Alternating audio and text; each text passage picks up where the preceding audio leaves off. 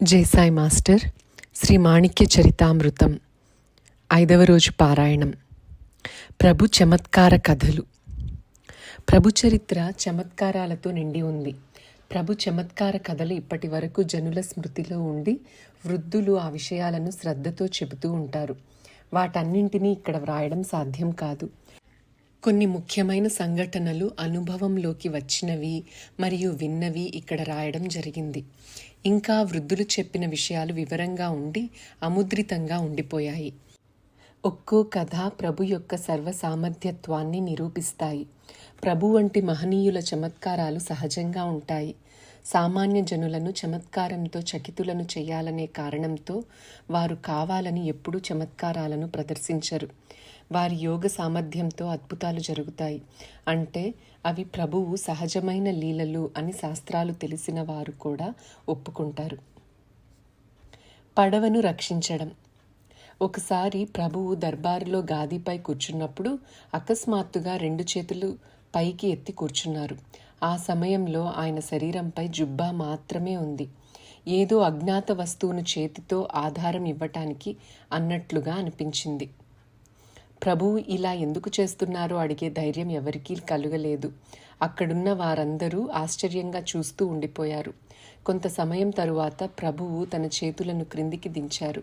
అప్పుడు ప్రభు చేతిలో నుండి నీళ్లు రాసాగాయి. శరీరంపై ఉన్న జుబ్బా పూర్తిగా తడిసిపోయింది. జనులకు ఇలా ఎందుకు జరిగిందో, ప్రభు ఇంత చెమటతో ఎందుకు తడిసిపోయారో ఎవరికీ అర్థం కాలేదు. ప్రభు శరీరంపై నుండి జుబ్బా తీసివేశారు. శిష్యులలో ఒకరు దానిని పిండగానే చాలా ఉప్పు నీరు వచ్చింది. కొద్దిమంది ఆ నీటిని రుచి చూశారు. వారు ప్రభువుతో, మహారాజా, నీరు సముద్రం నీటిలాగా ఉప్పగా ఉన్నాయి అన్నారు. సర్ కిషన్ సింగ్ ప్రసాద్ బహదూర్ తను రాసిన పుస్తకంలో ఈ విషయాన్ని ప్రస్తావించారు.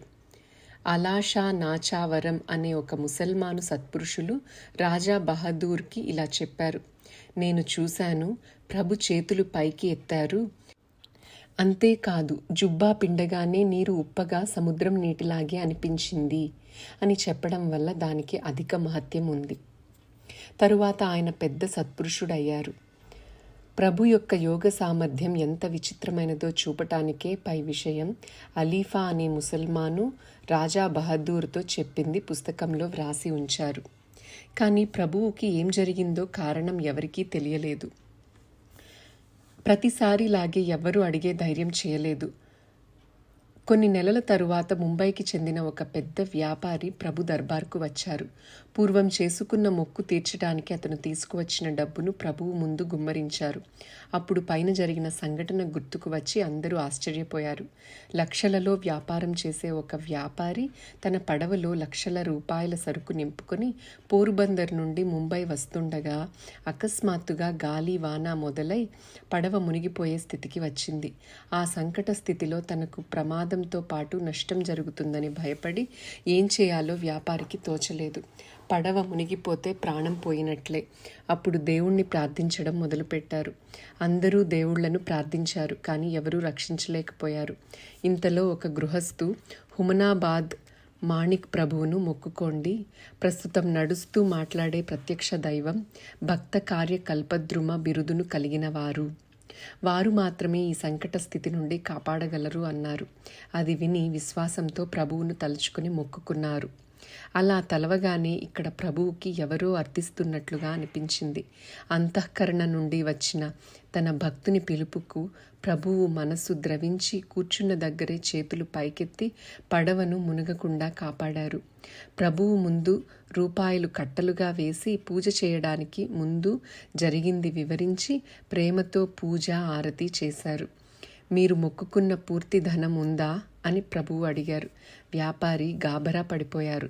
తక్కువ ఉన్నట్లు తెలుసుకొని ధనాన్ని భర్తీ చేసి సంతృప్తిగా ప్రభు పూజ చేశారు. లెక్క విషయంలో ప్రభువుకి ఎలా తెలిసిందో అని అందరికీ ఆశ్చర్యం కలిగింది. రామచంద్ర బువా షోలాపూర్కర్ రాసిన చరిత్రలో పడవ మునిగిపోతుంటే అతను గాబరా పడిపోయి పండరీపుర విఠోబా, తులజాపూర్ భవానీని తలుచుకుంటే ఒక ముసల్మాను వ్యక్తి ప్రభు పేరును సూచించారు. విఠోబా, అంబాబాయి మొదలైన రాతి దేవుళ్లను ప్రార్థించే కంటే నడిచే, మాట్లాడే ప్రత్యక్ష దైవాన్ని ప్రార్థిస్తే మంచిది అని ఆ వ్యక్తి సూచించారు. అప్పుడు నడుస్తూ మాట్లాడే దేవుడు ఎవరు అని అడగగానే ఆయన ప్రభువు పేరు సూచించారు. దీనివల్ల ఆ సమయంలో ముస్లిం సమాజంలో కూడా ప్రభు సామర్థ్యంపై దృఢ నమ్మకం ఉండేదని తెలుస్తుంది. దమ్మిడి చక్కెర. ప్రభువు భక్తుల కోరికలను తీర్చి భక్తులు మొక్కుకున్న మొక్కులు తీర్చడం కోసం ఎదురు చూస్తారని అందరికీ తెలిసింది. ఆ కాలంలో కొందరు ప్రభువు వద్దకు వెళ్లే భక్తులను అపహాస్యం చేసేవారు. అలా హుమనాబాదులో ఒక గృహస్థు ఉండేవారు. ఆయన స్వయంగా ఎప్పుడూ ప్రభు వద్దకు రాలేదు. కానీ ఎవరైనా ఇతరులు ప్రభు వద్దకు వెళ్తుంటే అపహాస్యం చేసేవారు. ఒకసారి ఆ గృహస్థు చెప్పులు పోయాయి. అవి కొత్తవి కావడం వల్ల ఆయనకు బాధ కలిగింది. అప్పుడు ఆయనకు జనం ఆపద సమయంలో ప్రభువుని స్మరిస్తూ మొక్కుకుంటారని గుర్తుకు వచ్చింది. చెప్పులు నాకు ఇప్పటికిప్పుడే దొరికితే నేను ఒక దమ్మిడి చక్కెర సమర్పిస్తాను అని మొక్కుకున్నాడు. అనుకోకుండా అదే రోజు చెప్పులు దొరికాయి. తాను ప్రభువుకి ఒక దమ్మిడి చక్కెర మొక్కుకున్నందుకు అతనికి సిగ్గుగా అనిపించి 4 అణాలకు చక్కెర తీసుకుని ప్రభు దర్శనానికి బయలుదేరాడు. ఎప్పటిలాగే ప్రభు దర్బార్లో రద్దీ ఉండెను. దాంట్లోంచి దారి చేసుకుని ప్రభు ముందుకు వెళ్ళి తన దగ్గర ఉన్న చక్కెర పొట్లం ప్రభు ముందు పెట్టి నమస్కారం చేయగానే ప్రభు తన శిష్యులలో ఒకరిని తక్కెడ తీసుకురమ్మన్నారు. వారు తక్కెడ తీసుకొని రాగానే ప్రభు గృహస్థుతో, మీరు తెచ్చిన చక్కెరలో ఒక దమ్మిడి చక్కెర మాత్రమే నాది, అంత మాత్రమే తీసి నా పంచలో వేయండి, మిగతాది నాకెందుకు అనగానే అతని శరీరం చల్లబడి అవాక్కయ్యాడు. నమస్కారం చేసి ప్రభువుని క్షమించమని అడిగాడు. అప్పుడు ప్రభు అన్నారు, అరే బాబా, దేవుడిని పరీక్షించొద్దు. దమ్మిడి చక్కెర కోసం ప్రభువుకు ఎంత కష్టపడాల్సి వచ్చిందో ఆలోచించు. గృహస్థునికి ప్రభువు ఆంతర్యం ప్రత్యక్షంగా కనిపిస్తుండగా ఆయన ప్రభు ముందు సాష్టాంగ దండ ప్రణామం చేసి, ఇక ఎప్పుడు ఇలాంటి అపరాధం చెయ్యను, నన్ను క్షమించండి అని విన్నవించుకున్నాడు. ప్రభువుకి దయ కలిగి క్షమించారు. తరువాత ఆ గృహస్థు ప్రభువుకు ప్రియమైన భక్తుడయ్యాడు. బాబా కాట్కర్. ఇంతకు ముందు చెప్పినట్లుగానే మొక్కుకు సంబంధించిన ఘటన టోల్ అనే ఆయన తన చరిత్రలో ఇలా వ్రాసారు. లాతూర్కు చెందిన బాబా కాట్కర్ అనే పేరు గల గృహస్థు ప్రతి సంవత్సరం కట్టెలు తీసుకుని వెంకటగిరి వెళ్ళేవారు. ఒకసారి ఆయన ప్రభు నగరికి దర్శనానికి వచ్చినప్పుడు ప్రభు వెంకటేశ్వరుని రూపంలో దర్శనమిచ్చారు. బాబా సంతోషంతో ప్రభువుతో ఇలా అన్నారు, మహారాజ్, ఇక ముందు నేను వెంకటగిరి వెళ్లే అవసరం లేదనిపిస్తోంది. కారణం మీ దర్శనంతో నా కోరికలన్నీ తీరాయి. ప్రభు ఆయనను సముదాయించి, మీరు మీ తండ్రిలాగా నడుచుకోండి, అక్కడికి వెళ్తూ ఇక్కడికి క్రమం తప్పకుండా రండి. ప్రభు ఆజ్ఞానుసారం ప్రతి సంవత్సరం మాణిక్ నగర్కు వచ్చేవారు. ఒకసారి మాణిక్ నగర్కు వస్తుండగా దారిలో నీరు త్రాగడానికి ఒక బావిలో దిగారు. నీరు త్రాగి తొందరగా పైకి వస్తుండగా తన నస్యం డబ్బాను బావి మెట్లపై పెట్టి మర్చిపోయారు. మాణిక్ నగర్ వచ్చిన తరువాత చూస్తే కనిపించలేదు. వెదికారు, కానీ దొరకలేదు. చివరికి ఆయన ప్రభువుకి మొక్కుకున్నారు. డబ్బా దొరికితే శాహీ పైసా పంచదార ఇస్తానని మొక్కుకున్నారు. తరువాత ప్రభు వద్దకు దర్శనానికి వెళ్ళగానే ప్రభు యొక్క సన్నిధిలో గాదీపై తన నస్యం డబ్బా కనిపించింది. డబ్బా కనిపించగానే శాహీ పైసా పంచదార గుర్తుకు వచ్చి సిగ్గుగా అనిపించసాగింది. ఆయన అంతరంగాన్ని ప్రభు గుర్తించి, గిరిపైకి ఎక్కేటప్పుడు కాళ్ళు నొవ్వకూడదని జనం ఏమని మొక్కుకుంటారు అని అడిగారు. అప్పుడు బాబా చేతులు జోడించి, కాళ్ళు నొప్పి కావద్దని గిరినాథునికి 1 పైసా మొక్కుకుంటాం అన్నారు. మరి మాకైతే శాహీ మాత్రమే, శాహీ పైసా పంచదార ఇచ్చి మీ డబ్బా మీరు తీసుకోండి అన్నారు. పాముకాటు. ప్రభు దర్బార్లో సహాయం కోసం వచ్చేవారు ఎల్లప్పుడూ ఉండేవారు. వారిలో డబ్బు అడిగేవారే చాలామంది ఉండేవారు. అడగడంలో జాతి భేదం ఉండేది కాదు. హిందూ, ముస్లిం, సిక్, లింగాయత్ ఇలా అన్ని మతాల వారు ప్రతిరోజు దర్శనానికి వచ్చేవారు. అలాగే ఒకరోజు ఒక బీద బ్రాహ్మణుడు తన తమ్ముడిని వెంటబెట్టుకొని ప్రభు దర్బార్కి వచ్చాడు. తమ్ముని వివాహం కోసం 400 రూపాయలు అవసరమై ప్రభువుని అడగటానికి వచ్చారు. ప్రభువు వారిని ఉండమని చెప్పారు. రోజు బండారు ఖానాలో భోజనం చేస్తూ చాలా రోజులు ఉండిపోయారు. తనలాగే 1000 మంది వస్తున్నారు, తమ కోరికలు తీర్చుకొని వెళ్తున్నారు. తనను ప్రభువు ఎందుకు కరుణించట్లేదో ఆయనకు అర్థం కాలేదు. కానీ ప్రభు వద్ద చేసుకున్న విన్నపం వ్యర్థం కాదని నమ్మకంతో ఉన్నాడు. కానీ ఎలాగైనా తను వచ్చిన పని ముగించుకోవాలని అనుకుంటుండగా ఒకరోజు పాము తోకపై పొరపాటున కాలు పెట్టడం వల్ల అతని తమ్మునికి పాము కరిచింది. అది నాగుపాము కావడం వల్ల ఎన్ని ఉపచారాలు చేసినా అతనికి మృత్యువు తప్పలేదు. అందరూ అయ్యో పాపం అనసాగారు. అన్న ఏడవసాగాడు. ఎవరి వివాహం కోసమైతే ప్రభు దర్బార్లో ఇన్ని రోజులు పడి ఉన్నాడో అతను చనిపోవడం వల్ల దుఃఖం ఆపుకోలేకపోయాడు. చివరికి సాయంత్రం ఈ విషయం ప్రభువుకి తెలియజేశారు. ప్రభు దయతో వివాహం కోసం ఇక్కడ ఉన్నారు, వివాహం కాకుండానే మరణించాడా అంటూ జరిగిన విషయం విని శిష్యులతో బ్రాహ్మణుని కరిచిన పామును పిలుచుకుని రమ్మని ఆజ్ఞాపించారు. ప్రభు యొక్క ఈ చమత్కారమైన ఆజ్ఞను విని జనులందరూ ఆశ్చర్యంతో ఒకరి ముఖాలు ఒకరు చూసుకోసాగారు. చివరికి కాగడా పట్టుకునే దత్తునితో పామును పిలుచుకుని రమ్మని చెప్పారు. అతను భయపడుతూనే చేతిలో మండుతున్న కాగడా తీసుకొని సంగమం వద్దకు వెళ్ళి, ఓ బ్రాహ్మణుని కరిచిన పామా, నిన్ను ప్రభు రమ్మన్నారు, తొందరగా రా అని గట్టిగా పిలవసాగాడు. అతని స్వరం వినగానే ఆ కాలనాగు అతని వైపు రాసాగింది. అది చూసి దత్తు భయంతో ప్రభు వద్దకు ప్రాణభయంతో పరిగెత్తుకు వచ్చాడు. ఆ సర్పం అతని వెనకాలే వచ్చింది. అతని వెనకాల పాము రావడం చూసి జనమంతా గాబరా పడిపోయారు. అది చూసి ప్రభు నవ్వుతూ ఇలా అన్నారు, సర్వం కల్విదం బ్రహ్మ అనే విషయం తెలిసిన పండితులు కూడా భయపడడంలో అర్థం లేదు. అలా ఎందుకన్నారంటే ఆ సమయంలో అక్కడ పండితుల బృందం కూర్చుని వేదాంత చర్చలో ఉండిరి. అంతలోనే ఈ నాగుపాము విషయం వచ్చింది. ఆ సర్పం ప్రభు ముందుకు రాగానే ప్రభు తనపై ఉన్న వస్త్రాన్ని ఆ పాముపై వేయగానే ఆ సర్పం పడగ విప్పి ఉండిపోయింది. ప్రభు ఆ నాగుతో ఇలా అన్నారు, మా దగ్గరికి 1000 మంది వస్తారు, వారిని రక్షించడం వదిలి వారికి ముప్పు కలిగించడం మంచిది కాదు. మీరు ఇక ముందు ఎప్పుడు ఇలా చేయవద్దు అన్నారు. ఆ సర్పం చూస్తుండగానే ప్రభు తన ముందు ఉన్న ఖర్జూర పండ్లలో నుండి ఒకటి తీసుకొని తన నోట్లో వేసుకొని తిరిగి నోట్లో నుండి తీసి ఆ బ్రాహ్మణుడికి ఇచ్చి దానిని అరగదీసి రసాన్ని తమ్ముడి నోట్లో పోయండి, అతను లేస్తాడు అని చెప్పారు.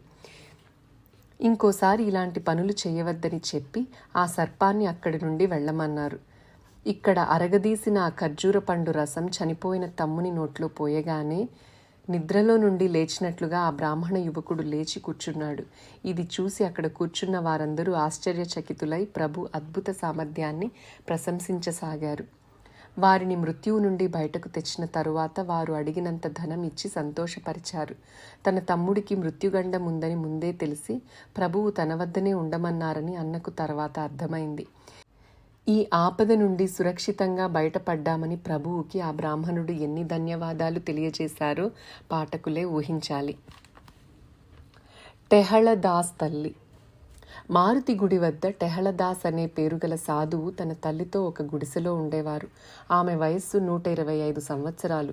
ప్రభువు రోజులో ఏదో ఒక సమయంలో గంట కానీ 2 గంటలు కానీ ఆమె వద్ద మాట్లాడుతూ కూర్చునేవారు. తనతో మాట్లాడుతూ కూర్చుంటే ఇతరులెవ్వరినీ అక్కడ కూర్చొనిచ్చేవారు కాదు. గుడిసె బయట కాపలా కాసేవారు ఉండేవారు. టెహళదాస్ ఆ గుడిసె ముందు చెట్లు పెంచి రమణీయంగా తయారు చేశారు. అది చూసి ఇతర సాధువులు గుడిసెలు వేసుకొని చుట్టుప్రక్కల ఉండసాగారు.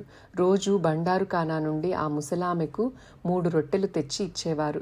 ఒకరోజు ప్రభు ఆ ముసలామె దగ్గర కూర్చున్నప్పుడు ఆ గుడిసె అకస్మాత్తుగా తగలబడింది. కొద్దిసేపట్లో ఇతర గుడిసెలకు మంటలు వ్యాపించి ఆ ప్రదేశం అంతా పొగతో నిండిపోయింది. గుడిసెకు నిప్పంటుకుందని ఆ గుడిసెలో ముసలామెతో పాటుగా ప్రభువు కూడా ఉన్నారని తెలిసి జనం హాహాకారాలు చేయసాగారు. బిందెలతో, హండాలతో, తాపెలాలతో బావిలో నుండి నీరు తెస్తూ మంటలపై పోయసాగారు. కొందరు ప్రభువు కోసం గుండె బాదుకుని ఏడ్వసాగారు. ఆ మంటల్లోనే సిపాయి, పరదేశీ జనం ప్రభువుని వెదకసాగారు. తాత్యాసాహెబ్ వారి కుటుంబంతో పాటు ఆ ప్రదేశమంతా రోదనలతో నిండిపోయింది.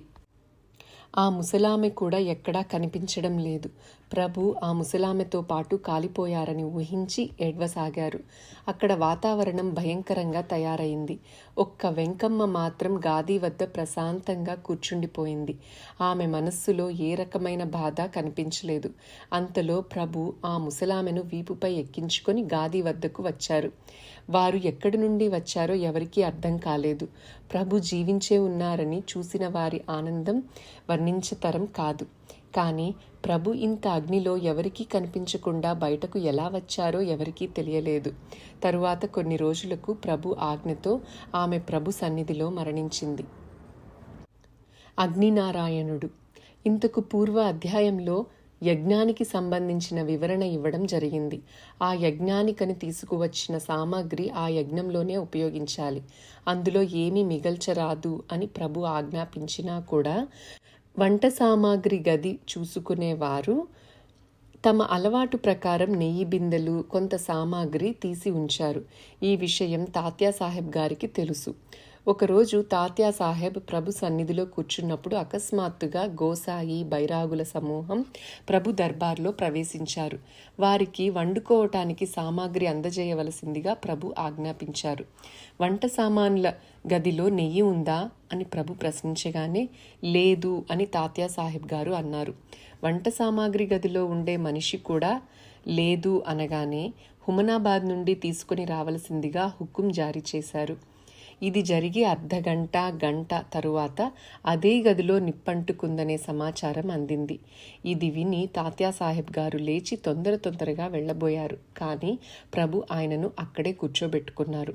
తాత్య వంట సామాగ్రి గదిలో ఏ సామాను మిగల్లేదు అన్నారు కదా, నిప్పంటుకుంటే ఏమవుతుంది? దానిని ఆర్పటానికి ఎందుకంత తొందర? యజ్ఞంలో అగ్నినారాయణుడు తృప్తి చెందలేదని అనిపిస్తుంది. అందుకని నెయ్యి మంచిగా వేసి ఆయనను తృప్తిపరచాలి. అందువల్ల దాంతోపాటు హుమనాబాద్ నుండి తెచ్చిన నెయ్యి కూడా వేసి అగ్నినారాయణుణ్ణి శాంతపరచండి. గదిలో ఉంచిన మొత్తం నెయ్యి అగ్నినారాయణుడు మొదలే కొంత శాంతపరుచుకున్నాడు. గది చూసేవాడు కొంచెం సామాగ్రి ముందు తీసి పెట్టుకున్నాడు. అది మంచి ఉద్దేశమే. ఆ సామాగ్రి ఏదైనా మంచి కార్యానికి ఉపయోగించాలని తాత్యాసాహెబ్ అనుమతితో తీసి ఉంచారు. ప్రభు దృష్టి లౌకికంగా ఉండేది కాదు. రేపటి కోసం తీసి ఉంచాలని ఎప్పుడూ అనుకునేవారు కాదు. తీసిపెట్టుకొని పనిచేసే అలవాటు ప్రభువుకి ఉండేది కాదు. ప్రభు సమాధి అయి ఇప్పటికి 70 సంవత్సరాలు. మరాఠీ చరిత్ర మొదట వ్రాసినప్పుడు అప్పటికి 70 సంవత్సరాలు అయినా సంస్థానంలో అదే ప్రకారం నడుస్తుంది. రేపటి గురించి ఆలోచన ఈరోజు చేయడంలో అర్థం లేదు. ఈ సత్యంపై సంస్థానం యొక్క మహత్తరమైన పనులు జరుగుతాయి. రేపటి గురించి చింత లేకపోవడం వల్ల ప్రతి సంవత్సరం లక్షల రూపాయలు ప్రోగవుతూ వస్తుంది. పంక్తి లాభము. ఒకసారి మహావిద్వాంసులైన శాస్త్రి ప్రభు దర్బార్కు వచ్చారు. దర్బార్ మర్యాదానుసారంగా వారికి భోజన నివాస ఏర్పాట్లు చేయబడి ప్రభు దర్శనం కూడా అయింది. ప్రభువుతో రోజు కొంతసేపు సంభాషించే యోగం కలిగింది. ప్రభు దర్బార్ నడిచే విధము, నిత్యం వేల మంది దర్శనానికి రావటం, బ్రాహ్మణ భోజనం జరుగుతూ ఉండటం, ప్రతిరోజు నిత్యశ్రీ నిత్యమంగళం కనిపించగానే శాస్త్రి గారు కంగు తిన్నారు. ఎవరి వల్ల అయితే ఇలా జరుగుతుందో ఆ ప్రభు విషయంలో వారికి ఆదరభావం పెరుగసాగింది. నిత్యం మాట్లాడే అవకాశం ఉండడం వల్ల ఒకరోజు జనం తగ్గిన తరువాత ప్రభు వద్దకు వెళ్ళి శాస్త్రి గారు ఇలా విన్నవించుకున్నారు. మహారాజ్, నేను వచ్చినప్పటి నుండి పంక్తి భోజనం నాకు దొరకలేదు. పంక్తి ప్రసాదం తీసుకోవాలని నాకు కోరికగా ఉంది అని ప్రార్థించారు. అప్పుడు ప్రభువు, శాస్త్రి గారు, మేము పకీరులం, మాకు పంక్తి అంటూ ఉండదు. మీకు అది నచ్చుతుందో లేదో ఎవరికి తెలుసు? అయినా మాకు ఖచ్చితమైన సమయం అనేది లేదు. అయినా కూడా మీరు కావాలనుకుంటే నేను మిమ్మల్ని పిలుస్తాను అన్నారు. మీరు ఎప్పుడు పిలిస్తే అప్పుడు మీ ముందు హాజరవుతాను అంటూ ఆనందంతో శాస్త్రి గారు వెళ్ళిపోయారు. ఇలా చెప్పిన తరువాత మరుసటి రోజే మిమ్మల్ని పంక్తికి పిలుస్తాను అని ప్రభువు శాస్త్రికి తెలియజేశారు. శాస్త్రి గారు ప్రభు పంక్తి భోజనం కోసం ఆశతో రోజంతా ఎదురు చూస్తూ కూర్చున్నారు. ఇంత పెద్ద దర్బార్ నిత్యం నడుస్తుందంటే ప్రభు యొక్క పంక్తి ఎంత అపూర్వంగా ఉంటుందో అని శాస్త్రి గారికి అనిపించేది. ప్రభు స్వయం పాకం యొక్క ప్రసాదం దొరికితే ధన్యుడనవుతానని అనుకుంటూ ప్రభు పిలుపు కోసం ఎదురు చూస్తూ ఉండిపోయారు. చివరికి రాత్రి 11 గంటల సమయంలో ప్రభు వద్ద నుండి మనుష్యుడు రాగానే శాస్త్రి గారు ప్రభు సన్నిధికి వెళ్లారు. అక్కడికి వెళ్లి చూస్తే పంక్తి కనిపించలేదు. పంచపక్వాన్నాల వాసన కూడా రావటం లేదు. ప్రభు ఒక చేతిలో సాదా జొన్న రొట్టె, దానిపై వెల్లుల్లి వేసి చేసిన పల్లీల పొడి వేసుకొని కూర్చుని ఉండిరి. ప్రభు నవ్వుతూ శాస్త్రి గారిని స్వాగతించారు. అలాగే తనకు ఇచ్చినట్లుగా జోళీ రొట్టెను శాస్త్రి గారికి ఇవ్వవలసిందిగా శిష్యులకు చెప్పారు. అలాగే పల్లీల కారం పొడి రొట్టెపై వేసి ఇవ్వగానే ప్రభు తినడం మొదలుపెట్టి శాస్త్రి బువాను తినవలసినదిగా చెప్పారు. మాట్లాడుతూ ప్రభు ఆనందంగా ఆ రొట్టెను తిని నీళ్లు త్రాగి తృప్తిగా కూర్చున్నారు. శాస్త్రి గారికి కంట్లో నుండి ముక్కులో నుండి నీళ్లు రాసాగాయి. అలవాటు లేకపోవడం వల్ల సగం రొట్టె కూడా తినలేక వారు అస్వస్థపడ్డారు. ఇది చూసి ప్రభు, శాస్త్రి గారు, దత్తుని జోళి మహాప్రసాదం మహాద్భాగ్యంతో మాత్రమే దొరుకుతుంది, కానీ మీకు అలవాటు లేని కారణంగా మీకు పడడం లేదు అన్నారు. ఇది శాస్త్రి గారికి అవమానంగా అనిపించి తన దౌర్బల్యానికి ప్రభువుని క్షమించమని వేడుకున్నారు. ప్రభు ఆయనను క్షమించి పంపించేశారు. పై విషయం నుండి ప్రభు భోజన పద్ధతి ఊహించవచ్చు. ప్రభు నిత్యం నియమానుసారంగా భోజనం చేసేవారు కాదు. 2-3 రోజులకొకసారి ఏదైనా కొద్దిగా తినేవారు. విశేషంగా ఆయనకు జోళీలోని రొట్టె, వెల్లుల్లి వేసిన పల్లీల పొడి తప్ప ఏ అవసరం ఉండేది కాదు. జిహ్వా చాపల్యం ఉన్న జనానికి ప్రభు భోజనం సరిపోయేది కాదు. అలాంటి వారి కోసం విడిగా భోజన ఏర్పాటు చేయడం వల్ల ఎవరికీ ఏ విధమైన కష్టం కలిగేది కాదు. మాణ్క్య. ప్రభువుకి చిన్నపిల్లలంటే ఇష్టంగా ఉండేది. తను కూడా వాళ్లతో ఆడడం, చిన్నపిల్లల్లాగా మాట్లాడడం, నవ్వడం, ఇలా అనేక విధాలైన ఆటలు ఆడుతుండేవారు. పిల్లలతో పిల్లల్లాగా, యువకులతో యువకుడిగా, వృద్ధులతో వృద్ధుల్లాగా తాత్కాలికంగా ప్రవర్తించేవారు. వారి మాటలలో మృదుత్వం, వినోదం, ప్రేమతత్వం నిండి ఉండేది. అందువల్ల ప్రభువు పిల్లలకు ఇష్టమయ్యేవారు. చిన్నపిల్లలతో సమానంగా ఆడేవారు. పిల్లల గొంతు ఎవరిదైనా బాగుంటే వారికి పదాలు అంటే గీతాలు నేర్పించేవారు. విఠోబా కోమటి అనే పేరు గల వృద్ధ గృహస్థు చాలా రోజుల క్రింద మాణిక్ నగర్లో ఉండేవారు. వారు మరాఠీ చరిత్రకారులైన గణేష్ రఘునాథ్ కులకర్ణి గారితో వారికి ప్రభు నోటి నుండి పదాలను అంటే గీతాలను వినే భాగ్యం చాలాసార్లు కలిగిందని, ప్రభువు గాయకుడు కాకపోయినా చిన్నతనంలో ప్రభు వారిని దగ్గర కూర్చోబెట్టుకొని గీతాలు నేర్పించేవారని, వారు పాడుతుండగా దివ్యత్వం యొక్క ఆనవాళ్లు కనిపించేవని తెలిపారు. ఇలాంటి చిన్నపిల్లల్లో మాణ్క్య అనే పేరు గల పాటిల్ గారి కుమారుడు ప్రభువుతో సన్నిహితంగా ఉండేవాడు. ప్రభు ఆశీర్వాదంతో కొడుకు జన్మించడం వల్ల ఆయన కొడుకుకు మాణ్క్య అని పేరు పెట్టుకున్నాడు. మాణిక్ నగర్ నుండి పాటిల్ వాళ్ల ఊరు 4 క్రోసుల దూరంలో ఉండేది. కానీ ప్రతి గురువారం కొడుకును తీసుకొని ప్రభు దర్శనానికి వచ్చేవారు. మాణ్క్య ప్రభు ఆకర్షణలో చిక్కుకున్నాడు. ప్రభు అంటే తన సర్వస్వంగా భావించేవాడు. ప్రభు వద్ద నుండి తిరిగి గ్రామానికి వాడిని తీసుకుపోవడం ఆ తండ్రికి చాలా కష్టమయ్యేది. ఒకరోజు ఆ చిన్న మాణ్క్య తన పొలంలో ఆడుకుంటుండగా ఒక లోతైన బావిలో పడ్డాడు. పడుతుండగా మాణ్క్యకు ప్రభు గుర్తుకు వచ్చి ప్రభు అని పిలిచాడు.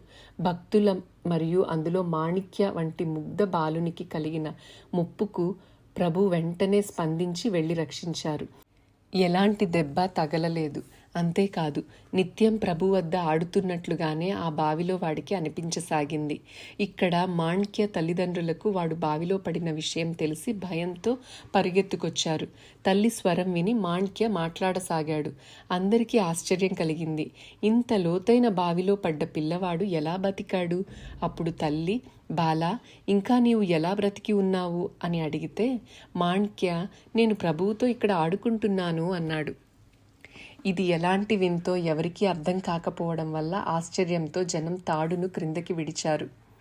వారిలో ఒకరు బావిలో దిగి వాడిని సురక్షితంగా పైకి తీసుకువచ్చారు. పైకి వచ్చిన తరువాత ప్రభు లోపల ఉన్నారని, వారి తలకు కట్టిన పగడాను కూడా అంటే రుమాలును గుర్తుగా చూపించాడు. ప్రభు తన అద్భుత సామర్థ్యంతో మాణిక్యను రక్షించారని అందరికీ దృఢ నమ్మకం కలిగి వాడిని ప్రభు పాదాలపై వేయడానికి మాణిక్ నగర్కి తీసుకొని వచ్చారు.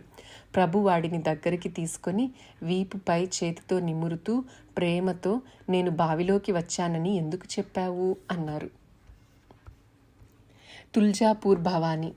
ప్రభు దర్శన భాగ్యం కలిగిన తరువాత మనుష్యుని ఆలోచన పద్ధతిలో, ప్రవర్తనలో తేడా కనపడకుండా ఉండదు. ముస్లింలు తమ సంకుచిత దృష్టికి సిగ్గుపడి ప్రభు యొక్క ప్రభావంతో హిందువులపై ద్వేషభావం పోయేది. వైష్ణవులకు ప్రభువులలో సాక్షాత్తు విష్ణు రూపం కనిపించేది. శైవులకు ప్రభువు శంకర రూపంలో దర్శనమిచ్చేవారు. ముస్లిం, హిందూ, సిక్కు, జైన్, లింగాయత్ ఇలా అన్ని మతాల వారికి ప్రభు తమ ఇష్టదైవంగా కనిపించేవారు. ప్రభు సన్నిధిలో ప్రేమతో నిండిన వాతావరణంలో జనులందరికీ ఒకరే సర్వవ్యాపి అనే భావనతో ప్రభు యొక్క విశాల తత్వంలో అందరూ ఆనందభరితులయ్యేవారు. హిందూ ధర్మంలో అనేక విధాలైన ఉపాసనా దేవతలు ఉన్నారు. వారి భక్తులు తమ ఇష్టదైవాన్ని ప్రభువులో చూచుకొని ఆ పద్ధతిలో ప్రభువుకే పూజ, అర్చన చేసేవారు. ప్రభువు కూడా ఆ భావంతో వచ్చే భక్తుల పూజను స్వీకరించేవారు. ఒకసారి ఒక దేవీ భక్తునికి తులజాపూర్ భవానీని కోరుకున్న కార్యం అవడం వల్ల అతను మొక్కుకున్నట్లు దేవికి సమర్పించే వస్త్రాలు తీసుకుని తుల్జాపూర్ వెళ్ళటానికి బయలుదేరాడు. దారిలో అతనికి స్వప్నంలో ఎవరో, నీవు తుల్జాపూర్కు వెళ్లకుండా మాణిక్ నగర్ వెళ్ళి మొక్కు ప్రభు వద్ద తీర్చుకో అని చెప్పినట్లు అనిపించింది. ఆ స్వప్నంపై తనకు నమ్మకం కుదరక అలాగే ముందుకు వెళ్ళసాగాడు. చివరికి దారిలో తుల్జాపూర్కు చెందిన పూజారి ఆయనకు కనిపించి, తుల్జాపూర్ వెళ్లకుండా నీవు మాణిక్ నగర్ వెళ్ళు అని చెప్పాడు. అందుకని అతను మాణిక్ నగర్ బయలుదేరాడు. ప్రభు దర్శనం అయిన తరువాత తనకు వచ్చిన స్వప్న విషయం ప్రభువుకి చెప్పాడు. దేవి ఆజ్ఞ అయితే నేను పూజ స్వీకరించడానికి సిద్ధంగా ఉన్నాను అని ప్రభువు అన్నారు. ఇది విని సంతోషంగా పూజ ప్రారంభించారు. ఆ భక్తుడు అత్యంత శ్రద్ధతో దేవిగా భావించి ప్రభువుకి పూజ చేశారు. ప్రభువు కూడా ఆ సమయంలో దేవి యొక్క రూపధారణలో ఉండిరి. భక్తుడు తెచ్చిన పైఠని పట్టుచీర ప్రభువుకి కట్టి పూర్తి అలంకారం చేస్తూ కళ్లకు కాటుక పెట్టి నుదుటిపై బండారుతో నింపారు. ఆ సమయంలో ప్రభువు భవానీ రూపంలో కనిపించారు. పూజ పూర్తి అయిన తరువాత ఆరతి జరుగుతుండగా అక్కడ ఉన్న వాళ్లకు కూడా ప్రభువు సాక్షాత్ భవానీ రూపంలో కనిపించసాగారు. ఆ భక్తుడు తన మొక్కు పూర్తి అయినట్లుగా భావించి ప్రభు ముందు సాష్టాంగ నమస్కారం చేశారు. ఆ పూజను ప్రత్యక్షంగా చూసిన వారికి ప్రభు తేజస్సుతో కళ్ళు జిగేలుమన్నాయి. పంజాబీ పహిల్వాన్. గర్వంతో ఉన్న వాళ్ల ఇల్లు ఖాళీగా ఉంటుంది. ఈ సామెత యొక్క అనుభవం ప్రభు దర్బార్లో నిత్యం జరుగుతూ ఉండేది. ప్రభు చరిత్రలో ఒక చరిత్రకారుడు స్వయంగా వ్రాసిన దానిని క్రింద వివరిస్తున్నాము. ఒకసారి ఒక అద్భుతం జరిగింది. అదేమిటంటే పంజాబీ పహిల్వానులతో కూడిన గుంపు ప్రభు వద్దకు వచ్చారు. వారు ఇతర చాలా రాజదర్బార్లలో తమతో గెలిచేవారు ఎవరూ లేరని, వారి వద్ద జయించినట్లుగా పత్రం రాసుకొని వచ్చేవారు. వారిలో ముఖ్యునికి ఒక కాలికి బంగారు కడియం, ఇంకొక కాలికి పహిల్వాన్ బిరుదుతో వ్రాసిన వెండి కడియం కట్టబడి ఉన్నాయి. వారు ముందుగా ప్రభు వద్దకు వచ్చినప్పుడు దాదాసాహెబ్ వారికి నిత్యం 10 రూపాయలు ఇస్తూ సౌకర్యం కల్పించారు. ప్రభు దర్శనం చేసుకుని మాతో ఎవరైనా కుస్తీ చేసి వారితో మేము గెలిచినట్లుగా ప్రమాణ పత్రం వ్రాసి ఇవ్వాలని పట్టుపట్టారు. కానీ ప్రభు మాది పకీరుల దర్బార్. భిక్ష చేస్తూ గురుభజన చేసే మా వద్ద పహిల్వాన్లు ఎక్కడ ఉంటారు? మరియు మా ప్రమాణ పత్రంతో మీకు ఉపయోగం ఏమిటి?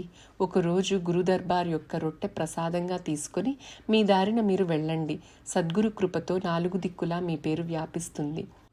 ఇలా మొదటిసారి దర్శనానికి వచ్చినప్పుడు వాళ్లకు సముదాయించి చెప్పారు. కానీ వారు తమ పట్టు విడువలేదు. జయించినట్లుగా ప్రమాణపత్రం దొరికే వరకు ఇక్కడి నుండి కదిలేది లేదని భీష్మించుకొని కూర్చున్నారు. మేము పకీరులము, మేము ఇచ్చిన ప్రమాణపత్రంతో ఏం ఉపయోగం అనగానే వారు గర్వంతో, పకీరులైతే మరి రాజాదిరాజు అంటూ జయజయకారాలు బిరుదులు ఎందుకు? 1000 మందిని తమ వైపు ఎందుకు ఆకర్షించుకుంటున్నారు? రాజాలైతే మాకు ప్రమాణపత్రం ఇవ్వండి, పకీరులైతే మా నుండి ఏమీ కాదని స్వదస్తూరితో పత్రం రాసి ఇవ్వండి. అది లేకుండా మేము ఇక్కడి నుండి కదలమని చెప్పారు. ఇది చూసి ప్రభు భక్తులు వారి దురవస్థను చూసి నవ్వుకున్నారు. ప్రభు ముందు మాత్రం నిశ్శబ్దంగా కూర్చున్నారు. పహిల్వానులు సంఘము వద్ద ఉండేవారు. వారికి దాదాసాహెబ్ గారు రోజు 10 రూపాయలు భోజనం కోసం ఇచ్చేవారు. దాదాపు 10 రోజుల తరువాత ఒకరోజు సాయం సమయంలో ప్రభు నడుచుకుంటూ సంఘము వద్దకు వెళ్లారు. వారు ప్రభు వద్ద చివరగా మాట్లాడాలనుకుంటుండగా ఇంతలో 6 దొమ్మరి వాళ్ళు ప్రభు ముందుకు వచ్చి నిలబడ్డారు. వారు తమ కసరత్తు విద్యను ప్రభు చూడవలసిందిగా విన్నవించుకున్నారు. అప్పుడు ప్రభు నవ్వుతూ, మీ కసరత్తు తరువాత చూస్తాను, కానీ ముందు ఈ పహిల్వానులు ఏమంటారో వినండి. వారితో మీరు కుస్తీ పట్టండి. ఎవరి కౌశల్యం ఎలాంటిదో చూద్దాం. ప్రభు యొక్క ఈ ఆజ్ఞ వినగానే ఒక దొమ్మరివాడు చేతులు జోడించి, మహారాజా, ఇది ఎలా సాధ్యం? కసరత్తు వేరు, కుస్తీ విషయం వేరు, మీకంతా తెలుసు. ప్రభు అది వినక, అయితే ఏమిటి, రెండూ శరీరపు శక్తి ప్రదర్శనలే. అసలైతే పహిల్వాన్ కంటే మీ కసరత్తు కఠినం. ఎందుకంటే పహిల్వానులకు శక్తి మాత్రమే ఉంటే చాలు. మీకు శక్తితో పాటు యుక్తి కూడా కావాలి. మీకు శక్తి, యుక్తి రెండూ ఉన్నప్పుడు ఇంకా వెనుకడుగు ఎందుకు వేయాలి? గురు సన్నిధిలో ఉన్న భక్త మండలికి కాసేపు వినోదం పంచితే ఏమవుతుంది? ఇది రాజు లేక నవాబు లేక బాద్షా దర్బార్ అవునా కాదా కూడా చూద్దాం. సద్గురు సామర్థ్యంతో ఏదైనా అద్భుతం జరుగుతుందేమో చూద్దాం అని అన్నారు. ఆ దొమ్మరి భక్తుడు ప్రభు గురించి విని ఉన్నాడు. కావున ప్రభు సామర్థ్యం అతనికి తెలుసు. అందుకని ఏ విధమైన సంశయం లేకుండా ప్రభు ఆజ్ఞ స్వీకరించాడు. నేను సిద్ధంగా ఉన్నాను అని ఆ పహిల్వాన్కు తెలిసేటట్లు ప్రభు ముందు 2 చేతులు కట్టుకొని నిలబడ్డాడు. ఆ పహిల్వాన్ ముందే గర్వంతో ఉన్నాడు. వారికి తన బల సామర్థ్యం తెలియదని అనుకుని ఎదుటివానిని తక్కువ చేసి చూపించాలని ఆ దొమ్మరితో ఇలా అన్నాడు. పులి నక్కతో తలపడటానికి ఎంత శక్తి కావాలి?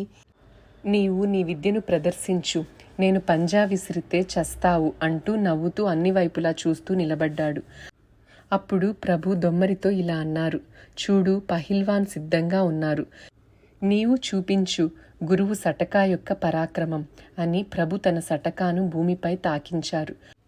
అప్పుడు దొమ్మరి ఆజ్ఞ ప్రభు అంటూ తన చెడ్డీ పైకి చేసుకుంటూ పహిల్వాన్తో తలపడడానికి వెళ్లారు. పహిల్వాన్ తన బలగర్వంతో నవ్వుతూ నిలబడి, ఇలాంటి దొమ్మరులు ఎంతమంది వచ్చినా తన కాలును కూడా కదపలేరనే నమ్మకం ఉండేది. దొమ్మరి తనపై వచ్చి పడ్డా చేతిని కూడా కదపలేడు అనుకున్నాడు. కానీ ఏమి చమత్కారం! దొమ్మరి ఆ పహిల్వాన్ భుజాలు పట్టుకుని వేగంతో వెనక్కి త్రోయగానే పత్తి సంచి పడ్డట్లుగా అతను క్రింద పడిపోయాడు. అప్పుడు కళ్ళలో ఉన్న మైకం దిగిపోయి దొమ్మరి శరీరం కూడా తనలాగే బలమైనదని తెలిసి వచ్చింది. తరువాత దొమ్మరి ఆ పహిల్వాన్ ఛాతీపై కూర్చుని నేలకు నొక్కి పట్టుకుని అదిమి పట్టుకున్నాడు. ఎంత ప్రయత్నించినా కదలడానికి కూడా వీలు లేకపోయింది. చివరికి ఏ ఉపాయం లేక తను ఓడిపోయానని దొమ్మరికి విజయం లభించిందని ఒప్పుకోవడం తప్ప వేరే దారి లేదనుకున్నాడు. చివరికి ప్రభు దొమ్మరితో అతనిని విడువవలసిందిగా చెప్పారు. అప్పుడు విడిచి ప్రభువుకి నమస్కరించి నిలబడ్డాడు. ఈ పహిల్వాన్ గెలవడం అయితే వదిలేయండి. వారికి మీ ఆజ్ఞతో తలపడ్డారు కనుక ఇలా విజయం లభించింది. మీరు ఎవరికి కావాలంటే వారికి సామర్థ్యం ఇవ్వగలుగుతారు. ఈ విషయంలో మాత్రం సంశయం లేదు అని అనగానే ఎప్పటిలాగే నగదు ఇచ్చి సంతోషపరిచి వారిని పంపించారు. గర్వభంగమైన ఆ పహిల్వాన్కు కూడా ధనం, మిగతా వారికి డబ్బుతో పాటు బట్టలు కూడా ఇచ్చి గురుదర్బార్లో ఇలా గర్వం చూపించరాదు అని చెప్పి వారిని తిరిగి పంపించారు. నాందేడ్కర్ శాస్త్రి. రామచంద్రబువ షోలాపూర్కర్ గారు వ్రాసిన చరిత్రలో ఒక గర్విష్టి అయిన శాస్త్రికి గర్వభంగం ఎలా అయిందో ఆ కథ ఇవ్వడం జరిగింది. ఇది చదివి ఎంతోమంది శాస్త్రులకు కోపం వస్తుందని తెలుసు. ఈ విషయం ఇక్కడ ఇవ్వడం వల్ల అలాంటి ప్రసంగం రావచ్చని మాకు తెలుసు. అందుకని శాస్త్రి బంధువులకు మా వినతి ఏమిటంటే, ఉన్మత్తతో గర్వం అధికమైతే ఎక్కడైనా నిందింపబడతారు. విద్వత్తుతో గర్వంతో విర్రవీగుతున్న ఒక శాస్త్రిని ప్రభు ప్రేరణతో ఒక సామాన్య మనుష్యుడు సరియైన దారికి తెచ్చి మార్చడం జరిగింది. కథలోని నీతిని గ్రహించాలనే ఉద్దేశంతో ఈ కథ సారాంశం మా పాఠకుల కొరకు ఇవ్వడం జరిగింది. నాందేడ్కు చెందిన ఒక బ్రాహ్మణుడు శాస్త్రాలు అధ్యయనం చేసి వైదికం, యాజ్ఞికం మరియు వేదాంత శాస్త్రములో నిపుణుడై ఉండెను. ఆయన ప్రభు కీర్తి విని ఉండడం వల్ల ప్రభు ఎలా ఉన్నారో చూద్దామని ప్రభు నగరానికి వచ్చారు. వచ్చిన తరువాత గర్వంతో ప్రభు దర్శనానికి వెళ్లకుండా 20 రోజుల వరకు ఊర్లో తిరుగుతూ ఉండిపోయాడు. ఆయనకు తానే తెలివిగల వాడననే గర్వం ఉండి ప్రభు కూడా తన ముందు తక్కువే అని జనుల ముందు అనేవారు. నేను ప్రభువును గెలవడానికి వచ్చాను, ప్రభువుకి ఏం వస్తుంది మట్టి అంటూ ఊర్లోని విద్వాంసులైన బ్రాహ్మణులను విసిగించేవారు. ప్రభువు తమ వద్ద వారితో తలపడేవారు లేరని కాదు, కానీ తమాషా చూద్దామని ఊరికే కూర్చుండిపోయారు. ఈ విధంగా 20 రోజులు గడిచి బప్పాచార్యతో పాటు ఇతర విద్వాంసులైన బ్రాహ్మణులు ఆయనతో విసిగిపోయారు. కారణం, ఆ శాస్త్రి నిత్యం లేవగానే ఎవరితోనైనా వితండవాదన చేస్తూ ఎవరికీ ఏమీ రాదని, అందరికంటే సర్వశ్రేష్టమైన విద్వాంసుడను తానేనని, తనకు ప్రభు వద్ద నుండి గెలిచినట్లు జయపత్రం ఇవ్వాలి అనేవారు. ఈ విషయం భక్తమండలి ప్రభువుకి చెప్పారు. కానీ ప్రభు ఎవరికీ ఏ సమాధానం ఇవ్వలేదు. కొంచెం నస్యం తీసుకుని ముక్కుతో పీలుస్తూ ఆనందంగా కూర్చునేవారు. ఈ విధంగా 20 రోజులు అయిన తరువాత ఒకరోజు పొద్దున ఈ నాందేడ్కర్ శాస్త్రి గ్రామంలోని విద్వాంసులైన బ్రాహ్మణులను పోగు చేసుకుని వాదిస్తూ కూర్చున్నప్పుడు ప్రభు సేవకుడైన మంగలివాడు దత్తు చేతిలో దుప్పటితో వచ్చి అక్కడ నిలబడినాడు. వాడిని చూడగానే నాందేడ్కర్ శాస్త్రి తన క్షవరం గుర్తుకు వచ్చి, నాకు ఈరోజు క్షవరం చేస్తావా అని అడిగాడు. అప్పుడు దత్తు చేతులు జోడిస్తూ, అవును మహారాజా, మీ క్షవరం చెయ్యాలనే నేను ఇక్కడికి వచ్చాను అనగానే ఒక చిరిగిన గొండిగపై కూర్చుని దత్తుని తన ముందు కూర్చోబెట్టుకున్నాడు. అప్పుడు క్షవరం కోసం శాస్త్రిగారు చల్లనీరు తీసుకున్నారు. అది చూసి దత్తు, మహారాజా, వాతావరణం చల్లగా ఉంది, నీరు కొంచెం వేడి చేసుకోండి అన్నాడు. శాస్త్రి బువ్వా చేసేవాణ్ణే కానీ నిప్పు రాజేసింది లేదు అన్నారు. అప్పుడు దత్తు, అరే మహారాజా, ఏం మాట్లాడుతున్నారు? మీ కడుపులో జఠరాగ్ని అనే అగ్ని మండించింది లేదా? రాత్రి పగలు మండుతూనే ఉన్న అగ్ని దగ్గర ఉన్నా కూడా క్షవరం కోసం నీరు వేడి చెయ్యలేరా? ఇదేనా మీ విద్వత్తు? నోటితో పెద్ద మాటలు మాట్లాడుతారు, ఇన్ని నీళ్లు వేడి చేయడానికి అగ్ని లేదంటారా? మీకు విద్య యొక్క అనుభవం శూన్యం అనిపిస్తుంది.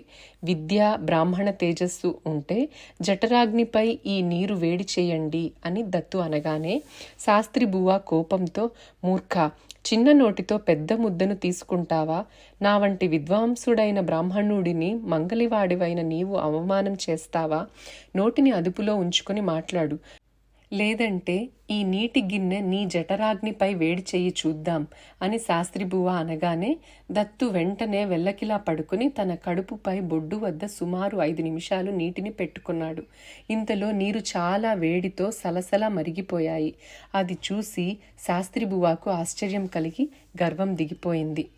అవమాన భారంతో పశ్చాత్తాపపడి, ఎవరైతే ప్రభు వాడలోని మంగలివాని వద్దనే ఇంత యోగ ప్రావీణ్యత ఉంటే ప్రభు సామర్థ్యం ఎలా ఉంటుందో అనుకుని తప్పైపోయింది.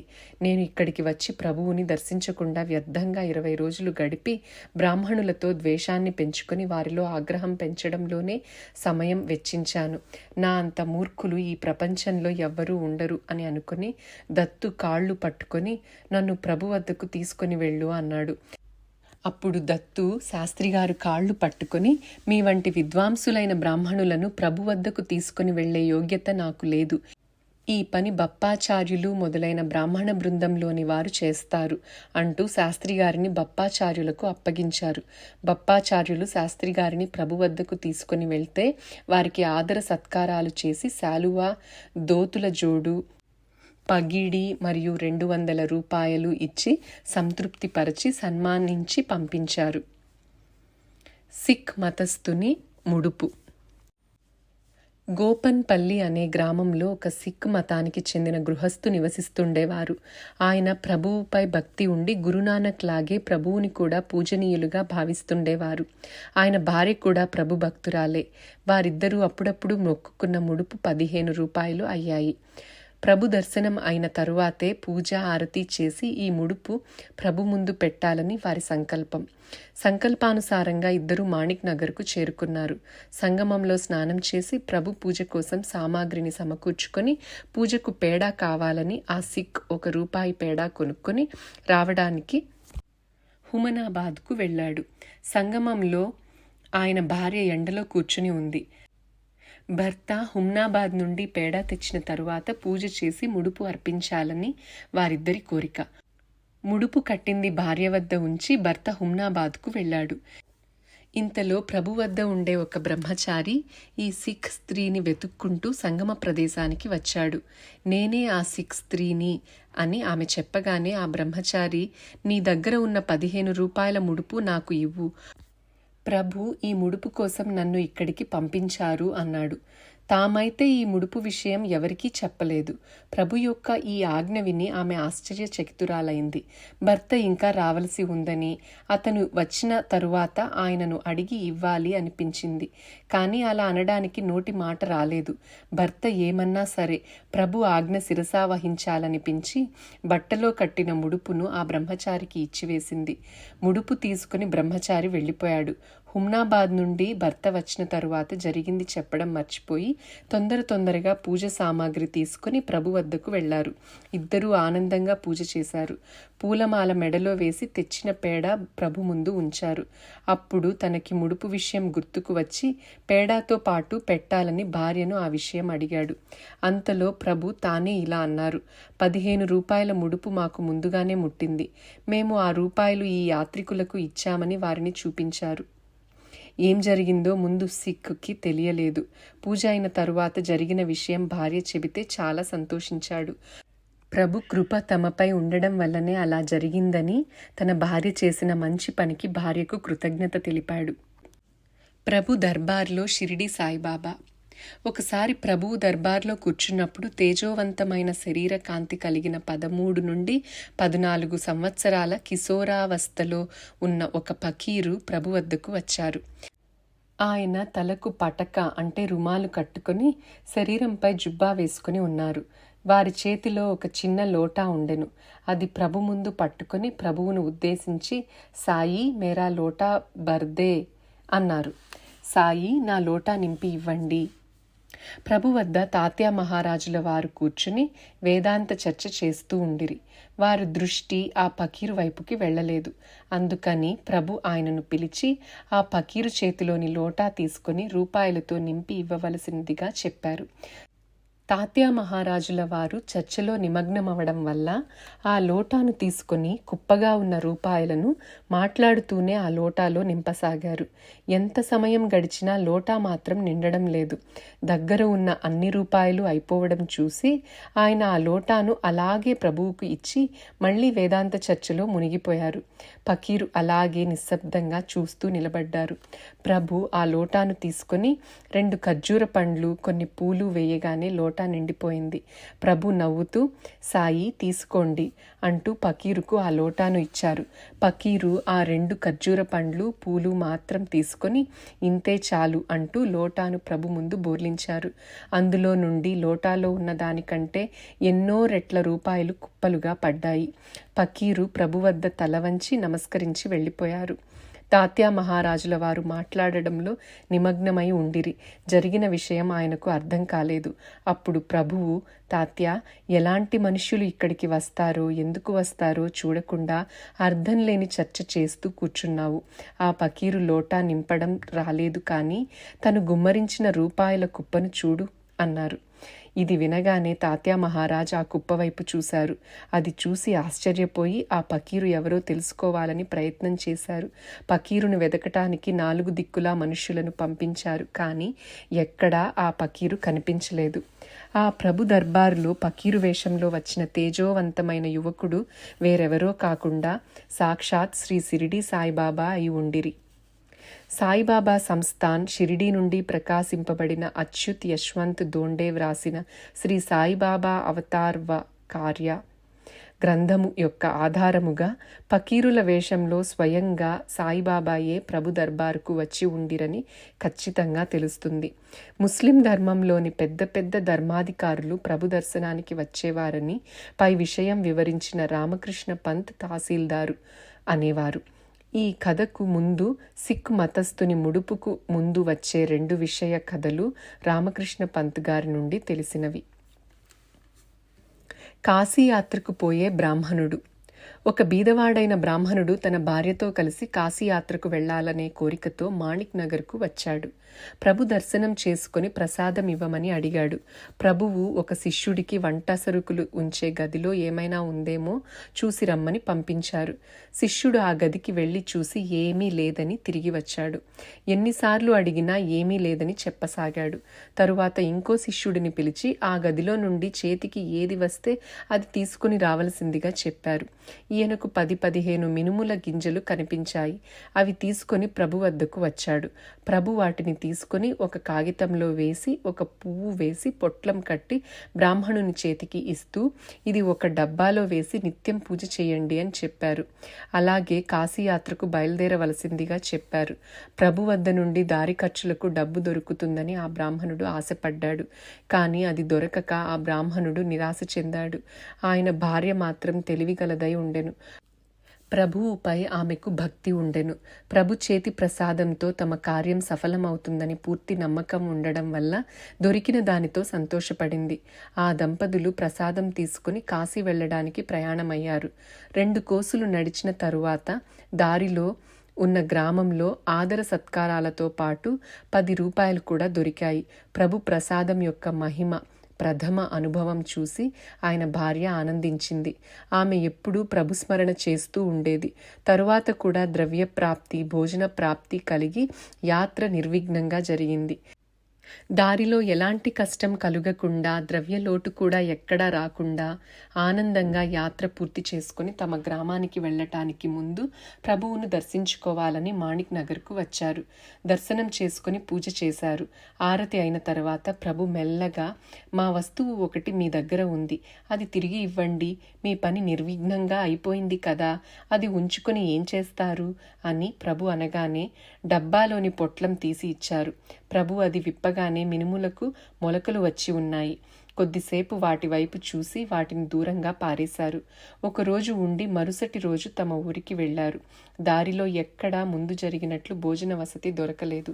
అంత దూరం కాశీయాత్ర నిర్విఘ్నంగా జరిగి ఇంత దగ్గరగా ఉన్న తమ ఊరికి వెళ్తుంటే ఇలా ఎందుకు జరుగుతుందో అని ఆ స్త్రీకి ఆశ్చర్యం కలిగింది.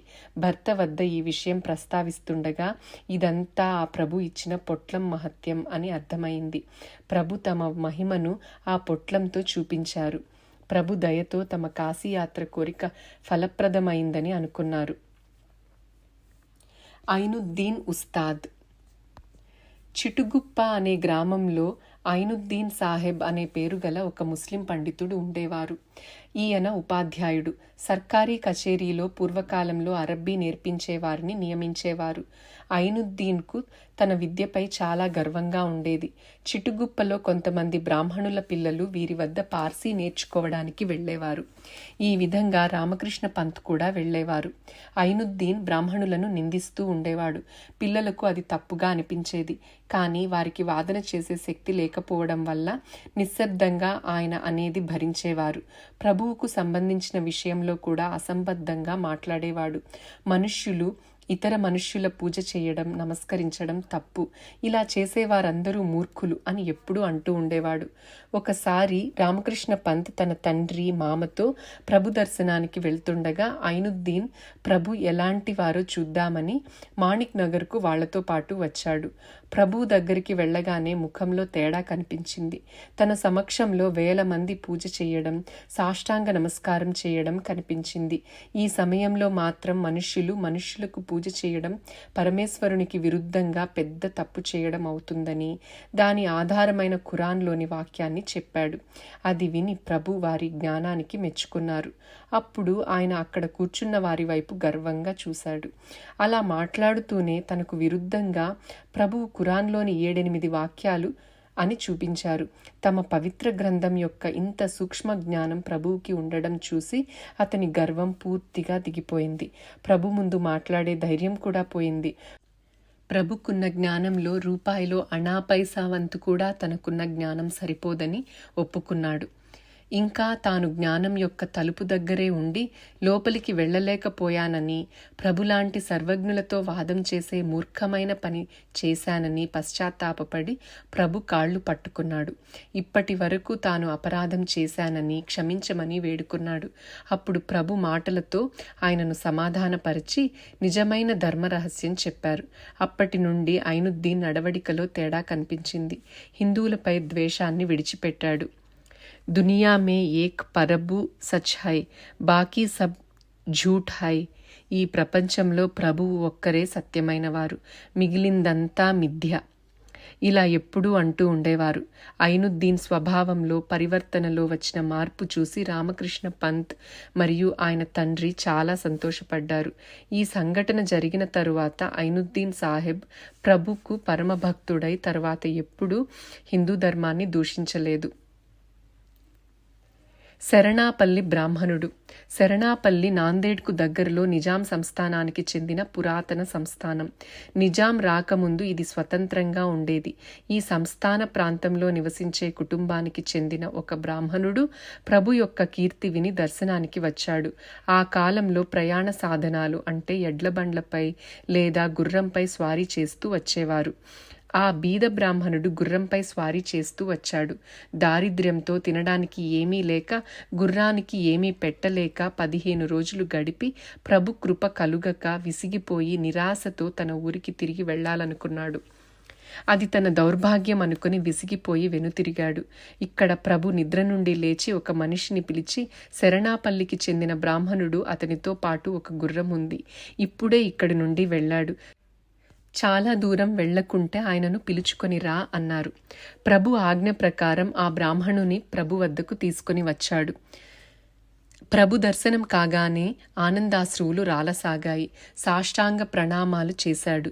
ప్రభు అంతర్జ్ఞాని అని చేతులు జోడించి ఇలా విన్నవించుకున్నారు. హే ప్రభు, మీకు అంతా తెలుసు. బిడ్డల శుభకార్యం చేయడానికి నా దగ్గర పైసా లేదు, విధి చేతిలో ఓడిపోయాను అంటూ దుఃఖపడసాగాడు. ప్రభు అతనిని స్వాంతనపరిచి, బాబా, పూర్వకర్మానుసారంగా సుఖదుఖాలు ప్రాప్తిస్తాయి. మీ పూర్వచరిత్ర శోధించాను. ఎంత కఠినంగా ఉంది అంటే 7 జన్మల దారిద్ర్యం అనుభవించాలి. దానికి నేను మాత్రం ఏమి చేయగలను? అప్పుడు బ్రాహ్మణుడు ఇలా అన్నాడు. పూర్వ పాపంతో దారిద్ర్యం అనుభవించాను. అలాగే పూర్వ సుకృతంతో మీ దర్శన భాగ్యం కలిగింది. అందుకని పాప ప్రక్షాళన జరిగింది. ఈ జన్మకు ఈ సంసార బాధ్యతలు చాలు.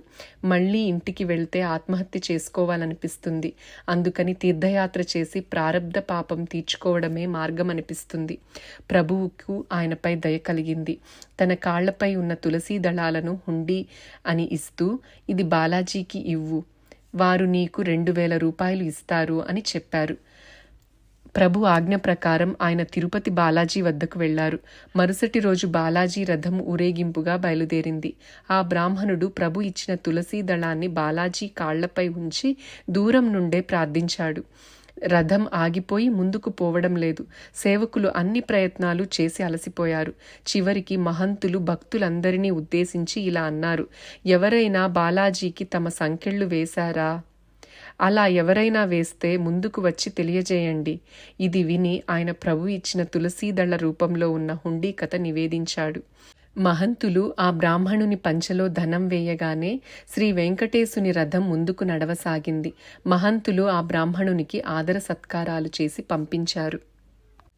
తన ఇంటికి వెళ్లిన తరువాత బంధువులకు, మిత్రులకు ప్రభు యొక్క అద్భుత లీల సవివరంగా వర్ణించి చెప్పాడు. గ్రామంలో అందరి నోళ్లలో ఇదే మాట. చివరికి శరణాపల్లి రాజా చెవిలో ఈ విషయం చేరి వారి మనస్సులో ప్రభువుపై భక్తి కలిగింది. ఇలాంటి ఎన్నో ప్రభు యొక్క లీలాభరితమైన ఘటనలు ఉన్నాయి. వాటికి అంతం అనేదే లేదు. ఉత్సవములు. దత్త జయంతి. ప్రభువు యొక్క నివాసం మాణిక్ నగర్లో స్థిరమైన తరువాత వివిధ రకాల ఉత్సవాలు ప్రత్యేక భక్తితో, ఉల్లాసంతో జరుగసాగాయి. సంవత్సరంలో వచ్చే అన్ని పండుగల సమయాలలో ఆ పండుగను అనుసరించి దర్బార్ సమారంభం చేయబడేది. అన్ని జయంతులు ఉత్సవంగా చేయబడేవి. దాంట్లో రామనవమి ఉత్సవం పెద్ద ఎత్తున జరుగసాగింది. దానికి కారణం ఆ రోజు ప్రభువు బయాదేవి గర్భంలో ప్రవేశించిన రోజు. ఈనాటికి ఈ జన్మోత్సవం మహత్తరమైనదై 1000 మంది భక్తులు శ్రీజీ పూజ చేసి కానుకలు సమర్పించుకుంటారు. శ్రీ కృష్ణ జయంతి కూడా అలాగే పెద్ద ఎత్తున జరుపబడుతుంది. గణేష చతుర్థి రోజు గణపతి పూజతో ఉత్సవం ప్రారంభమై అనంత చతుర్దశి వరకు జరుగుతుంది. మహాశివరాత్రి, ఇతర పండుగలు, జయంతులు ఇలాగే చేయబడతాయి. ఇప్పుడు కూడా అదే పద్ధతి ప్రకారం జరుగుతూ వస్తున్నాయి. ఇంకా కొన్ని ఉత్సవములు ముందు కంటే గొప్పగా జరిగిన సందర్భాలు కూడా ఉన్నాయి. సంవత్సరంలో అన్నిటికంటే ముఖ్యమైనది దత్త జయంతి. ఇది పెద్ద ఉత్సవం. ఇప్పటికీ ఇది పెద్ద ఎత్తున చేయబడుతుంది. దత్త జయంతి ఉత్సవం యొక్క వర్ణన రామచంద్ర బువా షోలాపూర్కర్ గారు వివరించారు. రామచంద్ర బువా ప్రభు శిష్యులై స్వయంగా కళ్ళతో చూసి ఉండడం వల్ల వారి వర్ణనలో వాస్తవం ఉంటుంది. వారు దత్త జయంతి ప్రతి సంవత్సరము చేసేవారు. ప్రభువు వారి నియమానుసారంగా నవరాత్రి ఉత్సవం ప్రారంభించి బ్రాహ్మణ భోజన కార్యక్రమానికి ఆయన ఖర్చు చేశారు అని ఆయన వ్రాసారు. ఉత్సవానికి సంబంధించిన ఘటనలు వారి మాటల్లో క్రింద ఇవ్వడం జరిగింది. ప్రభు వద్ద దత్త జయంతి సమారంభంలో పూర్ణిమ రోజు పెద్ద ఎత్తున అన్నదానం జరిగేది. సుమారు 30 నుండి 40,000 మందికి భోజనం, అందరికీ దక్షిణ కూడా దొరికేది. ఈ విధంగా ఒకరోజే పెద్ద ఎత్తున జరిగేది. కానీ నాసిక్కర్ అనే శిష్యుల ఇంట్లో ఒకరోజు ఉండేది కాదు. వారు ప్రభు గురించి చెబుతూ, మా ఉత్సవము మార్గశిర శుక్ల సప్తమి నుండి 10 రోజులు జరిగేది. రోజు అభిషేకము కొరకు 11 మంది గురుచరిత్ర పారాయణము, బ్రాహ్మణ భోజనము, హరికథ జరిగేవి. కానీ ఈ సంవత్సరం మేము ప్రభు యొక్క స్వాధీనంలో ఉండడం వల్ల మేము ఏమీ చేయలేకపోయాము. ఉత్సవానికి ఇక ఒకరోజే మిగిలింది అనే ఆలోచన వచ్చింది.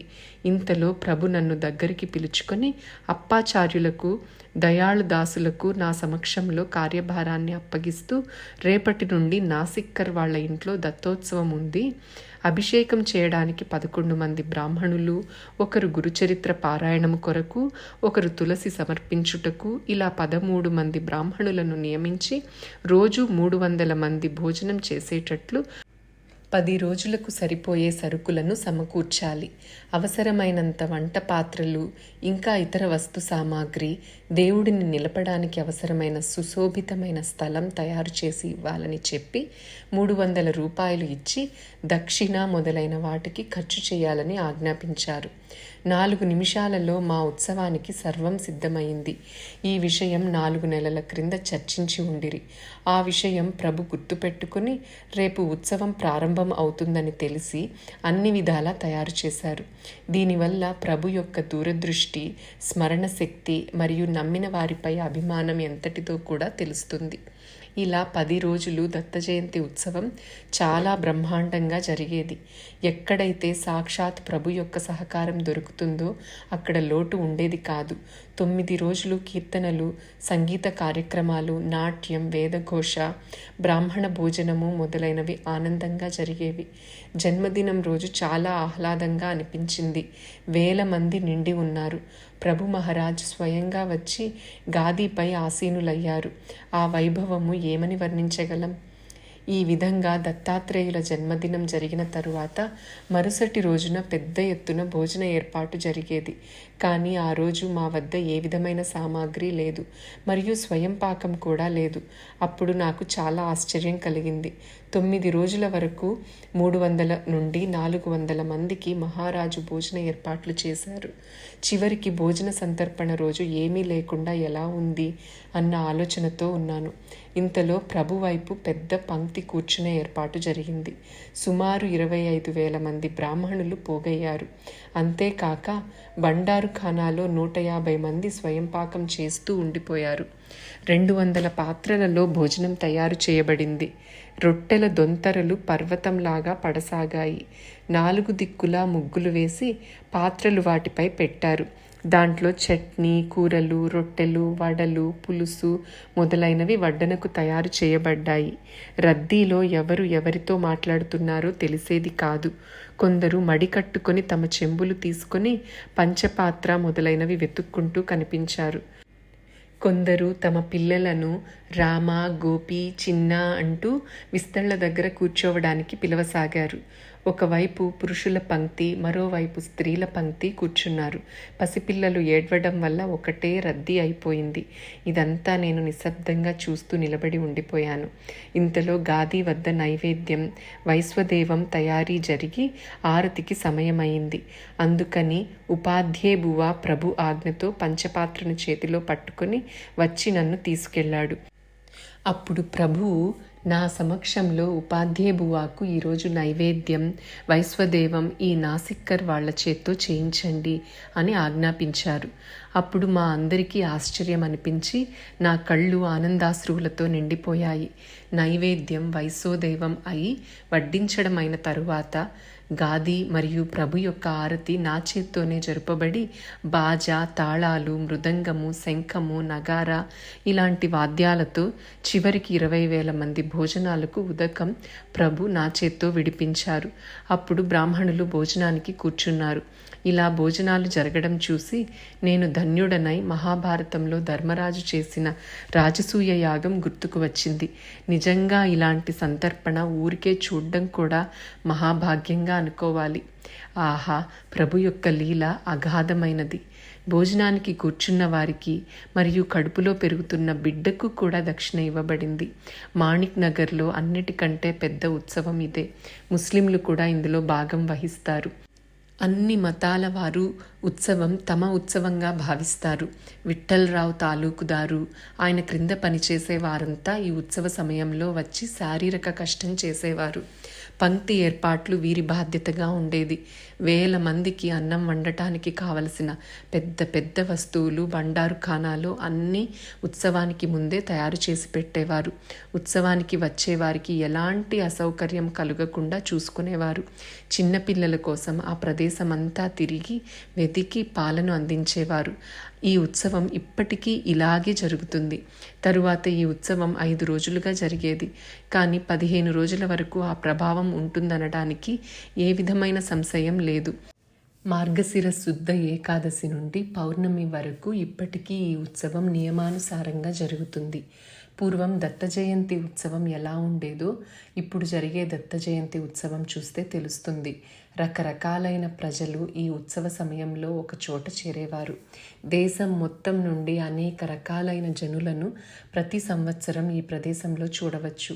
విద్వాంసులైన జనులకు వారి విద్వత్తుకు తగిన మూల్యం ఇక్కడ దొరికేది. పూర్వకాలంలో కూడా 4 దిక్కుల నుండి జనం ఇక్కడ చేరేవారు. అనేక విధాలైన భాషలు మాట్లాడేవారు. అనేక రకాలైన విద్యలు నేర్చిన గుణ సంపన్నులైన జనులు ఈ ప్రదేశంలో చేరి ఒకే భావంతో సేవ చేస్తుండేవారు. అది చూసి దగ్గరలోని చాలామంది పెద్ద అధికారులు ఈ ఉత్సవానికి హాజరై యథాశక్తిగా సహాయం చేసేవారు. ఈ మంగళప్రదమైన ఉత్సవ వర్ణన చదివి ఊరుకునే కంటే ఒకసారి చూసి తరించాలని మేము మా ప్రియమైన పాఠకులను కోరుతున్నాము. జంగమ మేళ. శ్రీ దత్త జయంతి ఉత్సవం వంటి మహత్తరమైన ఉత్సవము లేదని ముందే తెలియజేయడం జరిగింది. ఇతర సందర్భాలలో వచ్చే పండుగలు, ఉత్సవాలు ఆయా సమయాలలో జరుగుతాయి. అలాంటి ఉత్సవాలలో జంగమ మేళా ఒకటి. సంక్రాంతి తరువాత ఈ మేళా మాణిక్ నగర్లో వస్తుంది. హుమనాబాద్లో సంక్రాంతి అయిన తరువాత సుమారు కొన్ని రోజులకు వీరభద్రుని రథోత్సవం జరుగుతుంది. అలా పూర్వం కూడా జరిగేది. తేర్ మరియు అగ్ని, ఇది ఉత్సవానికి ప్రచారంలో ఉన్న పేరు. తేర్ అంటే రథము, అగ్గి అంటే జంగమ వాళ్లలో ముఖ్యులైన వారు అగ్గిలో అంటే అగ్నికుండంలో ముందుగా వెళ్తే ఆయన వెనుక అనేక మంది దాన్ని తొక్కుతూ వెళ్తారు. ఈ రథము మరియు అగ్ని అయిన తరువాత అందరూ జంగములు ప్రసాదాన్ని తీసుకుంటారు. ఈ జంగము వాళ్ల విచిత్రమైన నాట్యం, అనేక ప్రకారాలైన వాద్యాలతో పాటలు ఈ మేళాలో కనుల విందుగా ఉంటాయి. ఇప్పటికీ కూడా ఇక్కడ ఈ విధమైనవి చూడవచ్చు. ఇలాంటి సందర్భాలలో అనేక మంది జంగములు పోగవుతారు. మాణిక్ నగర్ చుట్టుపక్కల పూర్వం బసవేశ్వరుని అనుయాయులు ఉండి చాలా చోట్ల వాళ్ల మఠాలను కూడా స్థాపించారు. ఇప్పటికీ మఠాల శిథిలాలు కనిపిస్తాయి. కొన్ని చోట్ల మఠాధిపతులు తమ స్థానములను పటిష్టపరిచి రక్షించినట్లుగా కనిపిస్తుంది. ఇప్పటికంటే ప్రభు కాలంలో జంగములు భావుకులై ప్రభువుపై భక్తితో ఉండేవారు. అది చూసి ప్రభువుకి సంతోషమై జంగములకు ఎక్కువగా రొక్కమిచ్చేవారు. వాళ్లలాగే గోసాయి బైరాగుల మేళా కూడా ఉంటుంది. కానీ వారు వచ్చే సమయం నిశ్చయమై ఉండేది కాదు. ఏ ధర్మం లేదా మతం వాళ్ళ మేళా ప్రభువు వద్దకు వస్తే వారికి మంచి సంభావన దొరికేది. మొహర్రం మరియు గ్యారవి. హిందూ ధర్మములో సమాజానికి అనుగుణంగా మేళాలు ఏ విధంగా వస్తాయో ఆ విధంగా ముసల్మానుల మేళా కూడా ప్రభు సన్నిధికి వచ్చేది. వాళ్ళ ముఖ్యమైన పండుగ లేదా ఉత్సవం మొహర్రం. ఆ సమయంలో వారు మాణిక్ నగర్కి వచ్చేవారు. కానీ దీనికంటే గ్యారవి సమయంలో వచ్చే జనం ఎక్కువగా ఉండేవారు. గ్యారవి అంటే ముస్లింల రజ్జబ్ నెలలో 11వ రోజు. వారి విశిష్టమైన సాంప్రదాయంలోని ముఖ్యమైన రోజు. మన ధర్మంలో అవధూతను వర్ణన చేసినట్లుగా అదే స్థితిలో ఉన్న మహబూబ్ సుభానీ అనే పేరుగల ఒక ప్రసిద్ధ సత్పురుషుని పుణ్యతిథిగా గ్యారవిని జరుపుకునేవారు. ప్రభువుని ముస్లింలు ఆ మహాపురుషుని అవతారంగా భావించేవారు. బీదర్లోని ముస్లింలు ప్రభువుని పీరాన్ పీర్ దస్తగీర్ అనేవారనే వృత్తాంతం ఇంతకు ముందే వ్రాయబడింది. జ్ఞాన ప్రధాన సంప్రదాయ అగ్రగణ్యునిగా మహబూబ్ సుభానీగా భావించి వారు దత్తాత్రేయుని వలె స్మృతృగామి అని ముస్లిం మతస్థుల భావన. హిందువులు ప్రభువుని దత్త అవతారంగా భావిస్తారు. అందువల్ల గ్యారవి సందర్భంగా వేల మంది ముస్లింలు ప్రభు దర్శనానికి వచ్చి ఇక్కడ ఒక దగ్గర చేరుతారు. ఫకీరులకు, యాచక వృత్తిలో ఉన్న వారికి సంతోషపడేంత ద్రవ్యం ప్రభువు ఇచ్చేవారు. దానిని ఖైరాత్ అనేవారు. ఈ ఖైరాత్ గ్యారవి కంటే 1-2 రోజుల ముందు జరిగేది. ఈ సమయంలో ప్రభు దర్బార్లో గాదీపై కూర్చుని లోపలికి వచ్చే ఫకీరులకు గాదీ కింద చేతిని పెట్టి పిడికిలిలో ఎంత ద్రవ్యం వస్తే అంత వారికి ఇచ్చేవారు. వేల మంది ఫకీరులు వచ్చినా ప్రభు గాదీ క్రింది నుండి ద్రవ్యం చేతితో తీస్తూ ఆపకుండా ఇస్తూనే ఉండేవారు. ఫకీరులు ఆశించినంత వారికి సరిపోయేటట్లు ఇవ్వడం వల్ల ఎవరూ అసంతృప్తి పడేవారు కాదు. ఇలా గ్యారవి యొక్క ఖైరాత్ ఒక్కోసారి రాత్రి 12 గంటల వరకు అఖండంగా జరిగేది. ఒక్కోసారి ఇంతకంటే ఎక్కువ సమయం కూడా నడిచిందని ఇతర చరిత్రకారులు వ్రాశారు. మహబూబ్ సుభానీ యొక్క గ్యారవి చేయటానికి ప్రభువుకి ప్రేరణ కలిగించిన వారు మహమ్మద్ను పూజనీయులుగా భావించే ఖాదరీ సత్పురుషులు అని హైదరాబాద్ నిజాం రాజ్య ప్రధానమంత్రి రాజా కిషన్ ప్రసాద్ బహదూర్ ఒక గ్రంథంలో వ్రాశారు. ఇతను ఒక శ్రేష్ఠ పురుషుడు. వారి కృపతో స్థితప్రజ్ఞుడిని చేసి దృశ్య ప్రాపంచిక తేడా లేకుండా ఆత్మచింతనతో వారి మనస్సును పారదర్శకం చేశాడు. ఈ శ్రేష్ఠ పురుషుడు కాదరీయ పంథ పీఠాన్ని నడిపించేవారు. ఆయన తన హితైషి మరియు సన్మార్గదర్శి అయిన శిష్యుడికి అంటే ప్రభువుకి ఇలా ఉపదేశం చేశారు. ఉత్తమమైన సరుకు ఏ దుకాణం నుండి తీసుకున్నా పర్వాలేదు. హజరత్ మహమ్మద్ సుభానీ యొక్క సేవ చేయడం తమ భాగ్యంగా భావించాలి. గ్యారవి చేస్తూ ఉండాలి. సర్ మహారాజ్ బహదూర్ వారికి ఈ అద్భుతమైన సంఘటన ఎలా తెలిసిందో అని మాకు ఆశ్చర్యం వేసింది. ఆయన అనుసరించే ఈ విధానం సర్వధర్మ గ్రంథం అభ్యసించినట్లుగా కనిపించదు. ముసల్మాను ధర్మ పరిశీలన ఆయన ఎలా చేశారో అలాగే మన ఆర్య సంస్కృతి లేదా ఆర్య ధర్మ గ్రంథం పరిశీలన చేసి ఉండవచ్చు.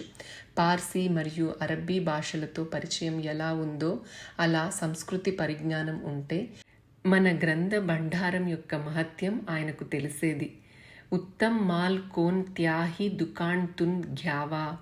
మంచి సామాను ఏ దుకాణంలో ఉన్నా తీసుకోవాలి. ఈ నియమంతో జ్ఞానం దొరికే సాధనంగా ప్రాచీన కాలం నుండి మన పవిత్ర గ్రంథంలో విశ్వవ్యాప్త జ్ఞాన భండారం నిక్షిప్తమై ఉందో దానిని ఒక్క క్షణం ఆలోచించి చూస్తే ప్రభు సంప్రదాయం చాలా పురాతనమైనదిగా అనిపిస్తుంది. ప్రభు చరిత్ర బాల్య వయస్సు నుండి సమాధి అయ్యే వరకు సూక్ష్మంగా పరిశీలిస్తే మూర్తివంతమైన జ్ఞానానికి పరమ పవిత్రమైన శ్రేష్టత్వం కలుగుతుందనడంలో ఏ విధమైన సందేహమూ లేదు. హిందూ, ముస్లిం, ముస్లిం, సిక్, జైన్, లింగాయత్, బౌద్ధ, క్రీస్తు ఇలా అనేక ధర్మ గ్రంథాలలోని సర్వోత్తమమైన విషయాలను గ్రహించి తన అనుయాయులకు ఉన్నతమైన స్థానాన్ని కల్పించాలనే ఉద్దేశంతో సకల మత స్థాపిత సంప్రదాయమును స్థాపించారు. ఉత్తమ్ మాల్ కోన్ తాహి దుకాణాంతున్ గ్యావి. ఈ తత్వం భాగవతంలో కూడా చెప్పబడింది. ఇది అవధూత పలికిన వాక్యం అనవచ్చు. భాగవత గ్రంథం రాసినప్పుడు ముస్లిం ధర్మమే లేదు. ఉత్తమ సరుకు ఏ దుకాణం నుండైనా తీసుకోవచ్చు. దీనికంటే వ్యాపక తత్వం అణుభ్యశ్చ మహద్భ్యశ్చ సర్వేభ్యః కుశలో నరః సర్వతః సారమాదధ్యాత్ పుష్పేభ్యః ఇవ షట్పదః. ఈ శ్లోకం ప్రత్యక్షంగా అవధూతుని ముఖం నుండి వెలువడిందని భాగవతం చెబుతుంది. ముసల్మాను ధర్మాన్ని అభిమానించే వ్యక్తి నుండి మహారాజా బహదూర్కు ఈ విషయం తెలిసి ఉండవచ్చు. ఆయన వ్రాసిన పుస్తకం ప్రసిద్ధమై చాలా రోజులు అయింది. ప్రభువుని ఉదారమతవాది ముస్లింలు మహబూబ్ సుబానీగా భావిస్తారు. ముసల్మాను సమాజానికి వారి ధర్మ ప్రకారంగా ప్రభు ఆరాధన చేయడం సులభం అవ్వాలని ప్రభు మాణిక్ నగర్కి ఉత్తరాన చల్లా కట్టబడిందని ఇంతకు ముందు తెలియజేయడం జరిగింది. ఈ చల్లాలో పెట్టడానికి ప్రభు ముందుగా తన తలపాగా ఇచ్చారు. వారు దానిని పెట్టి దానిపై ఛత్తు వేశారని అందరికీ తెలుసు. ముస్లిం ధర్మానికి అనుగుణంగా అయ్యే ఉత్సవాలు, సమారంభాలు ఈ చల్లా దగ్గరే జరుగుతాయి. ముస్లింల కోసం ప్రభు ముస్లిం అయ్యారు. దీంట్లో ఆయన సర్వవ్యాపక దృష్టి కనిపిస్తోంది కదా. శ్రీ దత్తాత్రేయార్పణమస్తు. శ్రీ గురు మాణికార్పణమస్తు. జై సాయి మాస్టర్.